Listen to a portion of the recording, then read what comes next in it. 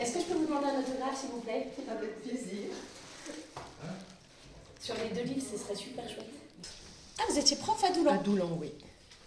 Pendant 4 ans.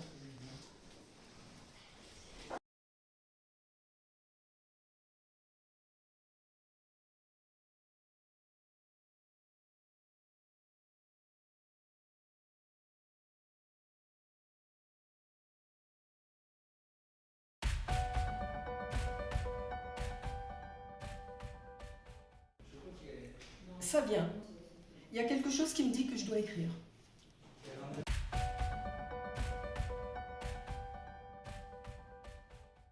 J'écris à l'ordinateur. Oui, j'ai jamais écrit au crayon.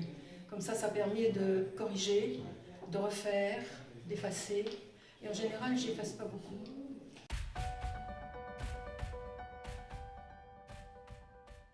Ce sont des histoires courtes. Et il me suffit parfois d'un article de journal, ou plutôt d'un titre de journal. Une fois, j'ai vu un titre de journal à la devanture d'un marchand de journaux. Et c'était une phrase de Claire Chazal qui disait « Sans amour, la vie n'a pas de chance ». Et c'est parti. Alors je sais pas, je pense qu'il doit être là. Et puis dans d'autres, c'est un titre de chanson, puisque je faisais partie d'une chorale et que je chantais. Donc voilà, et quelquefois, il me faut la phrase de départ. Et après, ça coule.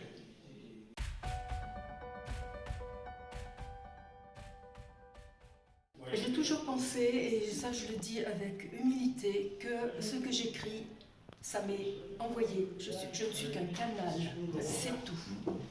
Voilà. Bon, en tout cas, je vais prendre celui-là. Il faut me le dédicacer. Soit je fais autour, c'est-à-dire que je prends ma terre, je la tape, je la frappe bien, parce qu'il ne faut pas du tout de bulle d'air. J'en fais une grosse boule, enfin une boule. Même ça, c'est fait autour. Voilà, toutes ces petites choses, tout ce qui est. Okay. Et moi, j'utilise que de la terre rouge ou de la terre qui est blanche, très blanche, comme celle-ci. Une terre blanche comme ça. Et terre rouge. L'argile, vous le faites revenir de où? Oui, c'est Valoris, voilà. Après, sur ces terres, donc, on met des couleurs. Donc, si on veut qu'elles restent naturelles, donc on met un vernis.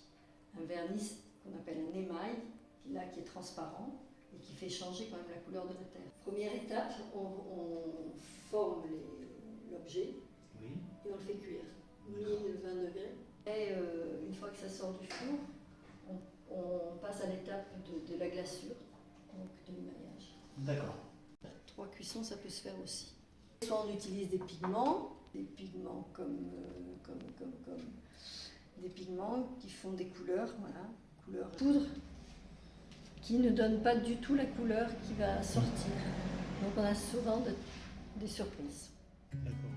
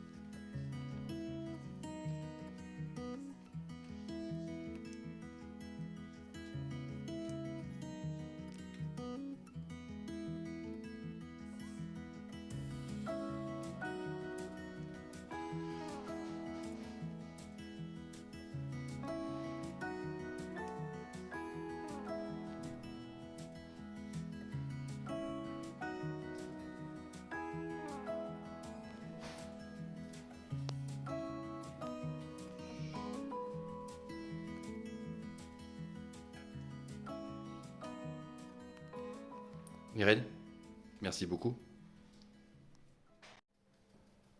Salut Eric.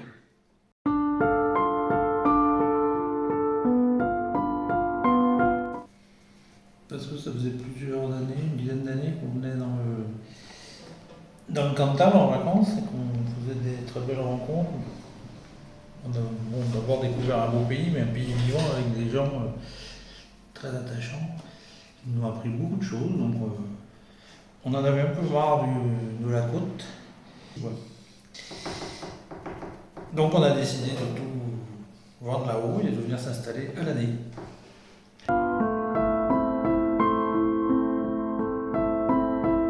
Par la peinture, j'essaie de retranscrire un peu tout ce que nous donne la lumière, les paysages ici dans le Cantal, les vieilles pierres, parce qu'il y a un patrimoine très très riche, que ce soit les églises, les burons, les villages.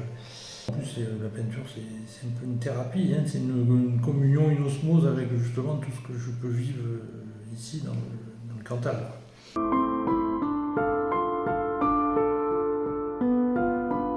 J'ai commencé ici en travaillant sur la lauze. Je récupérais des lauzes, malheureusement dans les burons écroulés sur les estives. Je trouvais ça très intéressant de redonner une deuxième vie à ces belles pierres. Et puis j'ai trouvé des vieilles planches aussi dans ces burons et dans des granges. Là, on m'a donné des belles pièces de bois et j'ai commencé à peindre sur le bois. Et donc c'est un matériau vivant, noble.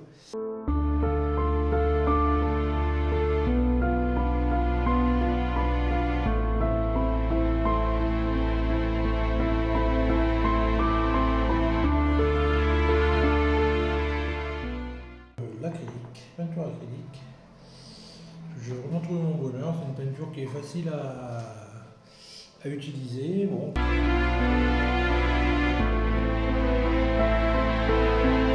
J'ai des très beaux modèles juste au-dessus de la maison. Donc.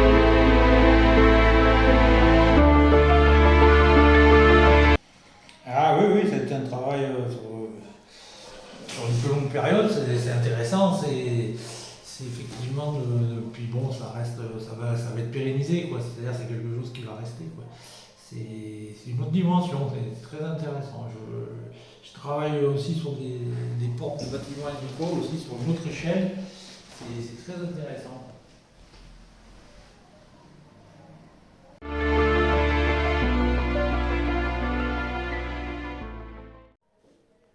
Merci Eric.